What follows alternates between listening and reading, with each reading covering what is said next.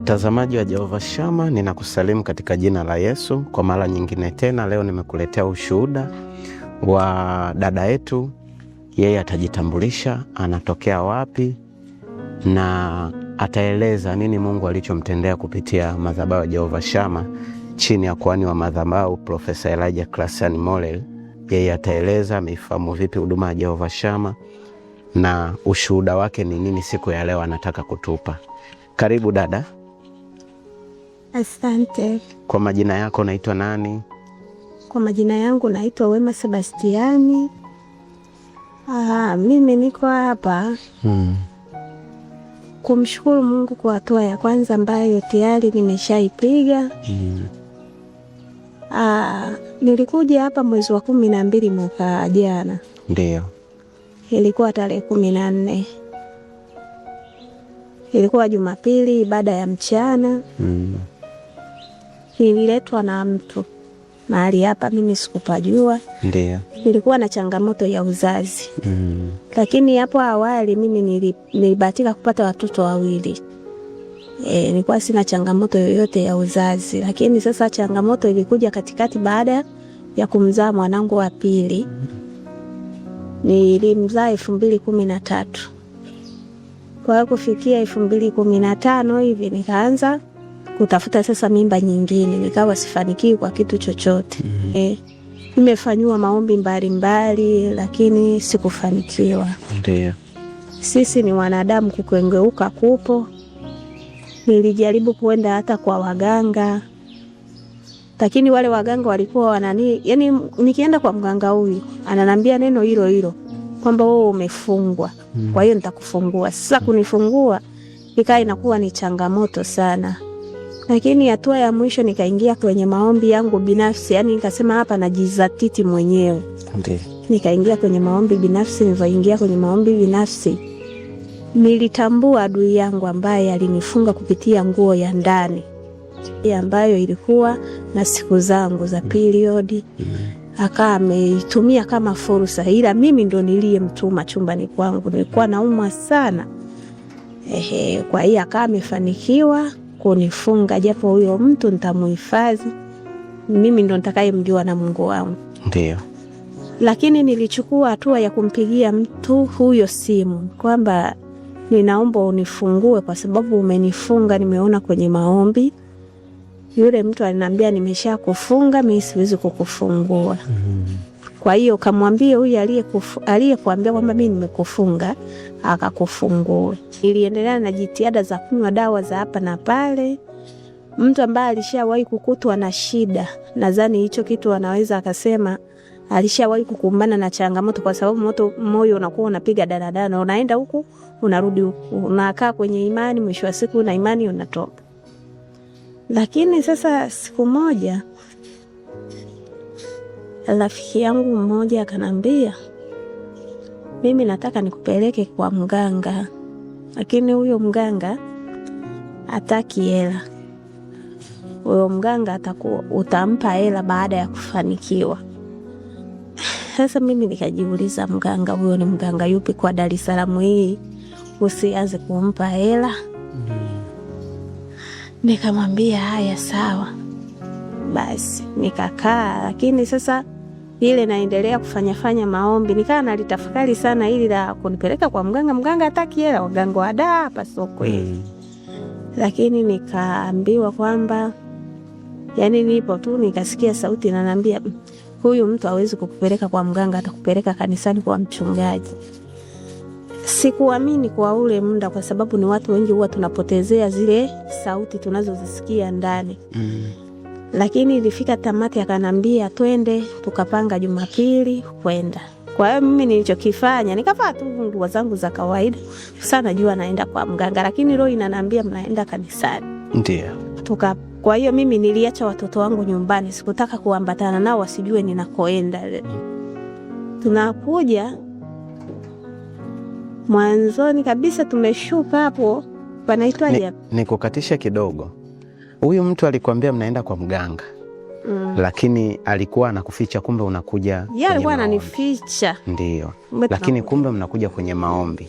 Yeye hakutaka kuniambia kwa sababu Na yeye kwa mara ya kwanza analetwa hapa na yeye ana changamoto ya uzazi. Aha, alishawahi kufika hapa Jehova Shama.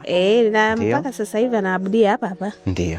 Sawa. Naye aliletwa kwa njia hiyo. Sawa. Ndio. Kwa sababu wenda yule aliyemleta mara ya kwanza aliona hana imani kabisa ya kwamba Mungu anaweza kufanya. Hapana. Kwa hiyo na mimi nilivyokuwa nahangaika kwa sababu nilikuwa namshirikisha. Kwa hiyo na yeye akaona huyu mtu nikimwambia masuala ya imani atanikatalia kwa sababu kashaombewa na watu wengi. Umeona? Kwa hiyo tulivyokuja sasa fika hapo, nakumbuka tulifikia kwenye lile jengo lile. Sasa nikamwambia wewe huko kwa mganga kanisani? Akanambia we twende utamuona. Nikamwambia mimi mwenzako siwezi kuingia, labda akimaliza atanikuta nje. Akanambia lazima uingie ndani ndo utamuona. Basi tukaingia ndani, kweli ibada tulikuta inaendelea. Mimi nakumbuka nilikaa maeneo haya hapa nyuma hapa. Okay, kwenye viti hapa nyuma. Ndio. Sasa nilivyokaa hapo, mimi niseme ukweli, kiujumla masuala ya kuombewa nilikuwa nimekata tamaa, kwa sababu upo ule wakati ambao nilitarajia kupata kile kitu ambacho nakihitaji. Sikupata kwa ule muda na ambavyo watumishi walikuwa wakinifanyia maombi. Sasa nilivyokuja hapo nikakaa, mwenzangu alienda mbele, mimi nikakaa nyuma pale. Yaani ghafla, mimi sijawahi kulala kanisani, sijawahi kupata usingizi nipo kanisani, sijawahi. Lakini hiyo siku nilipata wingu zito la usingizi. Nikawa nimepitiwa na usingizi mzito. Nakuja kustuka, nakuta watu wapo kwenye sifa. Nilishindwa kucheza ile sifa kutokana, kwanza nimetoka usingizini. Najisikia mzaifu sana.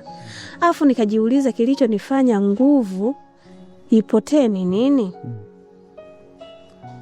Kwa hiyo sifa ikaendelea, baadaye ikaja ile kuabudu. Sasa tuingie kwenye neno.